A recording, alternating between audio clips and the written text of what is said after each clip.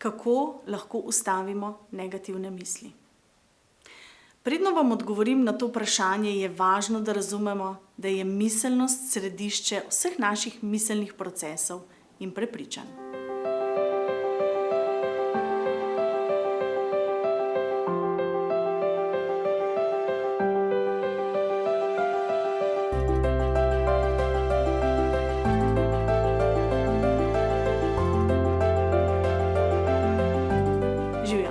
Moje ime je Irena in sem hipnoterapevtka. Slovar definira miselnost kot nabor stališč, ki pripadajo vsakemu posamezniku. Odnos, ki ga imamo do sebe, in občutek, da ko se pogledamo v ogledalo, sta glavna faktorja, ki vplivata na naše obnašanje in dosežke, ki jih tekom življenja dosežemo. Da bi živeli srečno in uspešno življenje, moramo poskrbeti, da resnično verjamemo, da je naše zastavljene cilje dejansko mogoče doseči. In to pomeni, da moramo izbrisati večino negativnih misli, ki se porajajo v nas, vezano na nek določen cilj. Nenazadnje se naše misli prenašajo v naše resnično življenje in negativno mišljenje ne more nikoli prinesti ničesar drugega kot zgolj negativne rezultate. Tukaj je 5 preprostih korakov, s katerimi lahko ustavimo negativno mišljenje. Prakticirajmo hvaležnost. Hvaležnost je preprost način, kako v svoje življenje unesti spremembe. S tem, ko se osredotočamo na vse, za katere smo v svojem življenju hvaležni, lahko na učinkovit način spremenimo svoje mišljenje. Negativna in hvaležna mentaliteta ne moreta obstajati hkrati. Zato je preprosto nemogoče, da bi se negativne misli še naprej prosto sprehajale po naših možganih, medtem ko se mi osredotočamo na vse pozitivne stvari, za katere smo v življenju pravzaprav hvaležni. Mislimo na svoj dom, na svoje otroke, hrano na mizi, prijatelje, svojo zmožnost branja, pisanja, gibanja. Seznam stvari, za katere smo lahko hvaležni, je dejansko neskončen. Zavestno se odločimo, da bomo osredotočeni le na pozitivne stvari, tako bomo v svoj preplavili s pozitivnim mišljenjem. Obkrožimo se z ljudmi, ki nas inspirirajo. Drug preprost način, kako spremeniti svojo miselnost, je, da se obdamo z osebami, ki nas dejansko inspirirajo. Kadar smo obdani z osebami, ki imajo negativno toksično miselnost, je skoraj nemogoče ohraniti svojo misel pozitivno. Po drugi strani pa je pozitivnost, ki jo obdaja osebe, polne upanja, optimizma, praktično nalezljiva. Skoraj nemogoče je ostati hladnokrven in negativen, ko smo obkroženi z ljudmi, ki nas inspirirajo. Razmislimo o teh 2 vrstah ljudi. Ena izmed njih je takšna, da samo nosi ogromen črn oblak.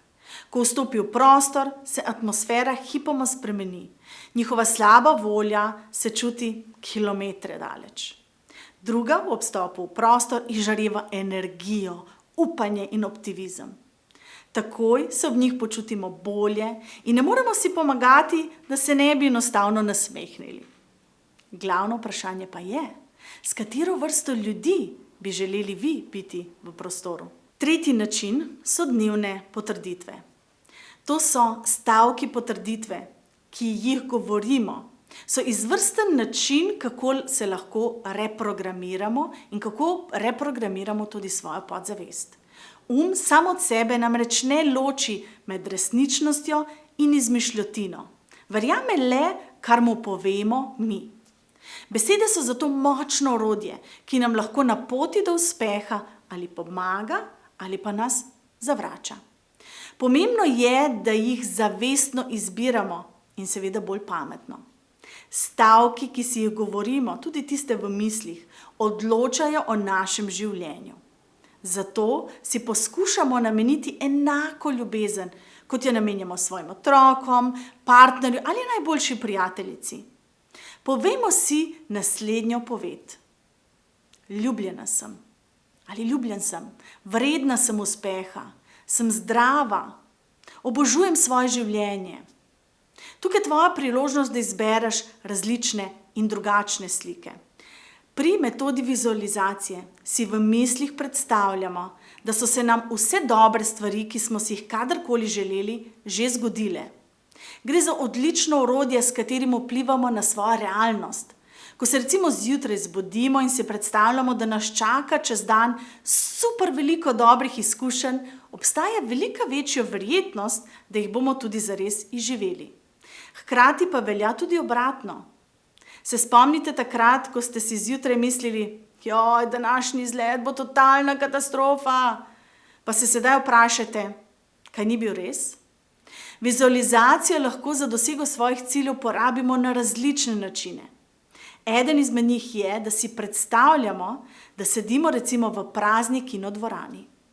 Medtem, ko se na zaslonu predvaja posnetek vašega sanjskega življenja. Lahko si ogledamo svoj sanjski avto, kako čudovito na našem telesu izgledajo oblačila, ki smo si jih vedno želeli nositi. Kako na našem obrazu žari nasmeh. S tem, ko to počnemo, zgolj nekaj minut vsak dan, svoje misli prestavimo na drugo, pozitivno frekvenco. Zato veliko lažje in hitreje dosegamo svoje cilje. Zbežimo ali borimo se ali zmrznemo. To je četrta. Pred mnogimi leti je bil naš zbeži ali bori se mehanizem ključen za naše preživetje. Na koncu koncev pač res nismo želeli, da nas poje kakšen lev ali volk. Danes pa tovrstnega mehanizma ne uporabljamo več v enake namene. Zato smo ga spremenili in mu dodali še eno slabo možnost. Zmrzni, ali v angleščini rečemo freeze. Ko recimo odpremo svoj poštni predal in zagledamo zastrašujoče veliko sporočil, vemo, da situacija ni življenjskega pomena. Zato nehote izberemo tretjo možnost. Ne naredimo ničesar. Obtičimo, ker zmrznemo od preobremenitve. Možnost zmrzni nas v našem življenju nikakor ne bo pripeljala nikamor, zato namesto nje raje uvedimo možnost plavaj. S tem, ko se zavedamo, da je preobremenjenost normalna in da je občutek utrujenosti normalen, sprejmemo, da bo tudi to enkrat minilo.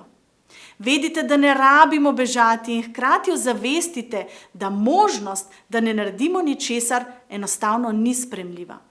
Opomnimo se, da moramo preprosto plavati in zajahati val, saj slej ko prej vse mine. S tem, ko v svoje življenje implementiramo teh 5 majhnih sprememb, dobesedno reprogramiramo svojo miselnost, da se namesto na negativno mišljenje osredotočimo na osebno rast in pozitivizem. Z dodatno pomočjo pa lahko do sprememb pridemo veliko hitreje, hkrati pa spremembam ostanemo zvesti in predani. Vedno obstajajo višji cilji, ki si jih lahko zastavimo, novi vrhovi, ki jih lahko osvojimo. Vse to pa lahko dosežemo le, če ustavimo negativno mišljenje in si dovolimo verjeti, da lahko dosežemo prav vse, kar si želimo. Na vaš uspeh. Se vidimo v naslednjem videu.